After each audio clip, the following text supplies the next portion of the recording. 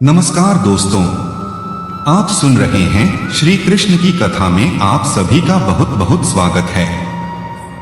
आज हम लेकर आए हैं महाभारत की उस अनमोल, अनसुनी और सबसे पीड़ादायक कथा में से एक। वह क्षण जब कुरुक्षेत्र की रणभूमि पर युद्ध का नगाड़ा बजने वाला था, लेकिन उससे पहले एक योद्धा का हृदय टूटकर बिखर रहा था। शंखों की ध्वनि, रथों की गरज, योद्धाओं की हुंकार, सब कुछ था, लेकिन सबसे भारी वह मौन था जो कर्ण और श्री कृष्ण के बीच छाया हुआ था। आज हम उस मौन को तोड़ेंगे। आज हम सुनेंगे कर्ण की वह अंतिम, सबसे गहरी पुकार, हे माधव, मेरा दोष क्या था। दोस्तों, कल्पना कीजिए उस दृश्य को।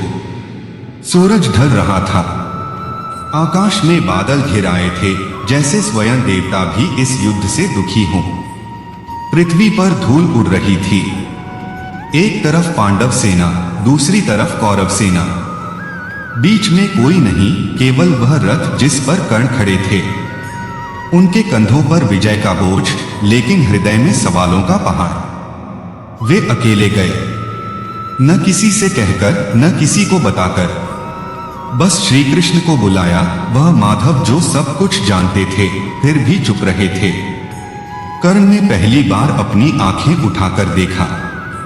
उनकी आवाज में दर्द था, गर्व था, क्रोध था और सबसे ज्यादा न्याय की पुकार थी। हे केशव, हे माधव, आज जब कल मेरा अंत निश्चित है तो मुझे एक बार सत्य बता दीजिए। मेरा दोष क्या था? जिस दिन मैं पैदा हुआ उसी दिन मेरी मां ने मुझे टोकरी में बंद करके गंगा की लहरों पर छोड़ दिया। क्या यह मेरी गलती थी कि मैं कुंती का पुत्र था लेकिन सूतपुत्र कहलाया? क्या जन्म लेना ही मेरा अपराध था? बचपन से ही मैंने सुना, सूतपुत्र नीच कुल का, अयोग्य। क्या मैंने कभी किसी का अपमान किया? क्या मैंने कभी किसी को नीचा दिखाया? द्रोणाचार्य के आश्रम में मैं गया, मैंने सब कुछ दिया, श्रम, समर्पण, श्रद्धा। लेकिन जब उन्होंने पूछा तुम किस कुल के हो तो शिक्षा रोक दी गई। क्या मेरे जन्म का दाग मेरे साथ जन्मजात था? फिर परशुराम जी आए, उन्होंने मुझे सर्वश्रेष्ठ शिष्य माना, मुझे ब्रह्मास्त्र तक सिखाया। लेकिन जब सत्य पता चला कि मैं सूतपुत्र हूं तो क्रोध में श्राप दे दिया। जब सबसे ज्यादा जरूरत होगी तब यह विद्या तुझे छोड़ देगी। हे प्रभु, क्या मैंने कभी गुरु से झूठ बोला? क्या मैंने कभी छल किया? फिर भी श्राप क्यों? एक दिन जंगल में शिकार कर रहा था, अनजाने में मेरा बाण एक ब्राह्मण की गाय पर लग गया। मैंने माफी मांगी, क्षमा मांगी, लेकिन उसने श्राप दिया, जब तुम्हारा रथ का पहिया धंस जाएगा तब तुम्हारी मृत्यु होगी। क्या गाय का दर्द मेरा अपराध था? क्या अनजाने की गलती पर इतना बड़ा दंड? द्रौपदी के स्वयंवर में मैंने धनुष उठाया, मेरा निशाना सटीक था, लेकिन जैसे ही पता चला कि मैं सूतपुत्र हूं, मुझे अपमानित कर बाहर कर दिया गया।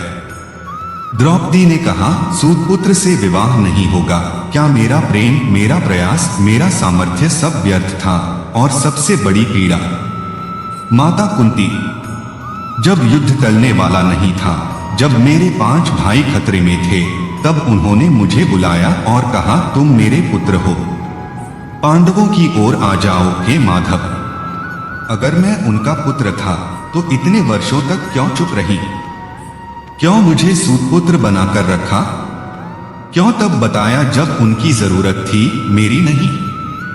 क्या यह विश्वासघात नहीं था? जो सम्मान मुझे मिला, जो राज्य मिला, जो मित्रता मिली, सब दुर्योधन ने दिया। उसने मुझे अपनाया जब दुनिया ने ठुकराया। अगर मैं आज उसकी ओर से लड़ रहा हूं तो मेरा अपराध कहाँ है? बताइए न माधव, सच सच बताइए, मेरा दोष क्या था? क्यों मेरे साथ ही हर कदम पर अन्याय हुआ? क्यों जीवन ने मुझे कभी सुख नहीं दिया? कर्ण की आवाज टूट गई। उनकी आंखों से आंसू नहीं बल्कि वर्षों की जमा पीड़ा बह रही थी। वे रो नहीं रहे थे, वे न्याय मांग रहे थे। श्री कृष्ण ने बहुत देर तक चुपचाप सुना। उनकी आंखों में करुणा थी, लेकिन होठों पर वही शांत दैवीय मुस्कान।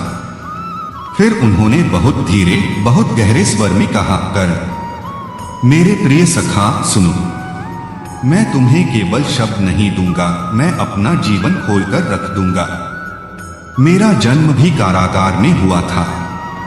जिस रात मैं पैदा हुआ, कंस ने घोषणा की थी, यह बालक मेरा काल बनेगा। मुझे जन्म लेते ही माता पिता से अलग होना पड़ा। तुम्हारा बचपन रथों, धनुष, गुरुओं की छत्रछाया में बीता। मेरा बचपन गोकुल की गलियों में, जहां हर पल मृत्यु मेरे पीछे थी। पूतना ने मुझे मारने की कोशिश की, तृणावर्त ने मुझे उड़ा लिया, अघासुर ने मुझे निगल लिया। चलना सीखने से पहले ही मैंने मृत्यु को छुआ। तुम्हें 7 से 8 साल में ही शस्त्र विद्या मिल गई। मुझे 16 साल की उम्र में सांदीपनी ऋषि के आश्रम में पहुंचा। उससे पहले केवल गायें चराई, गोबर साफ किया, माखन चुराया। तुमने अपनी पसंद से विवाह किया। मैंने जिसे प्रेम किया, राधा, वह मेरे पास नहीं आई। समाज, परिस्थितियां, सबने रोक दिया। मुझे विवाह उनसे करना पड़ा जो मेरे लिए चुनी गई। फिर भी लोग कहते रहे, रणछोड़ दास। मैंने यमुना तट छोड़ दिया, द्वारका बसाई, जरासंध की सेना से बचाने के लिए। लोग कहते थे, कृष्ण कायर है, भाग गया। लेकिन मैं जानता था, प्रजा की रक्षा सबसे बड़ा धर्म है। अगर दुर्योधन जीत गया, तुम्हें यश मिलेगा, राज्य मिलेगा, अमर कीर्ति मिलेगी। अगर पांडव जीते तो मुझे क्या मिलेगा? केवल कलंक, केवल यह दोष कि मैंने युद्ध करवाया, कि लाखों मरे, कि भाइयों का सहार हुआ। फिर भी मैं खड़ा हूं, क्योंकि मैं जानता हूं धर्म का मार्ग कभी आसान नहीं होता। कर्ण चुप थे, उनकी सांसें तेज थीं। कृष्ण ने आगे कहा, कर्ण, जीवन अन्याय से भरा है। तुम्हारे साथ अन्याय हुआ, सच। मेरे साथ भी हुआ, सच। लेकिन अन्याय का जवाब अन्याय से नहीं दिया जाता। तुम्हारे पास जो था वह तुम्हारा था, जो नहीं था वह कभी तुम्हारा नहीं था। जन्म नियंत्रण में नहीं, कर्म नियंत्रण में है। अब चुनाव तुम्हारा है। धर्म का पथ चुनो तो इतिहास तुम्हें महान कहेगा। अधर्म का पथ चुनो तो भी महान कहेगा, लेकिन तुम्हारा हृदय कभी शांत नहीं होगा।